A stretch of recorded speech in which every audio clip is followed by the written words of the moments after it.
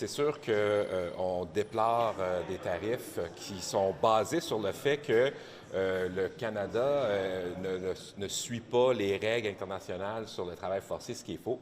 J'étais un ancien douanier dans une autre vie et je peux vous dire, la loi, elle existe clairement au Canada pour ne pas permettre ça. Même le travail forcé des prisonniers n'est pas permis, chose qui n'existe pas aux États-Unis. Donc, je vous dirais, honnêtement, j'étais surpris de voir l'article 301 être invoqué pour le Canada. C'est dommage. N'importe quoi. C'est certainement un écart entre la réalité sur le terrain, les lois qui existent sur le corpus législatif et l'interprétation des États-Unis. Mais est-ce que Mme Fréchette va le faire valoir à l'ambassadeur américain? Mais la bonne nouvelle, c'est qu'on l'a déjà fait valoir. On arrive d'une rencontre avec l'ambassadeur, avec qui on a pu échanger sur les forces de l'économie québécoise, la relation importante qu'on a.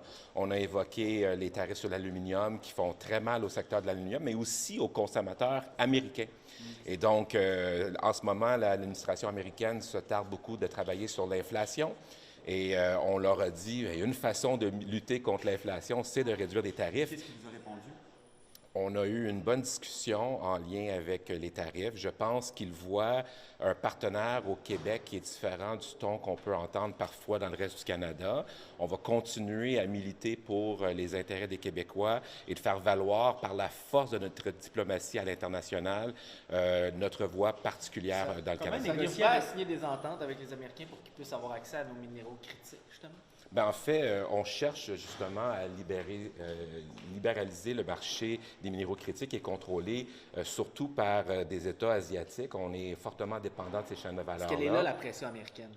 Il n'y a pas de pression américaine. Il y a des discussions sur l'importance d'être plus autosuffisant en matière de minéraux critiques. C'est important, le dossier des minéraux critiques, et on doit être capable de sécuriser nos chaînes de valeur. Ma question. Est-ce que ça dérange les Américains que les pays asiatiques soient dans nos minéraux? Moi, je ne peux pas parler pour les États-Unis. Mais comment négocier avec un interlocuteur comme ça qui utilise toutes sortes de prétextes pour imposer des tarifs? Bien, vous savez, Ils sont pas de bonne foi là-dedans. Là. Vous savez, c'est très difficile pour nous de négocier en ce moment. C'est un contexte qui est particulier. Puis oui, l'interlocuteur est difficile, mais ça ne nous empêche pas de reconnaître qu'on partage une frontière avec les États-Unis. Ils vont être notre voisin demain et après-demain et pour les années à venir. Donc, on doit trouver une façon d'entamer des discussions, puis de leur rappeler de l'importance stratégique du Québec dans leur écosystème. Vous dites que vous avez un ton différent que dans le reste du Canada. Qu'est-ce que vous voulez dire par là? Ce que je veux dire, c'est que nous, on travaille de manière constructive. Peut-être des fois, la stratégie de nos partenaires dans la fédération est différente de la nôtre. On l'a entendu, le président a réagi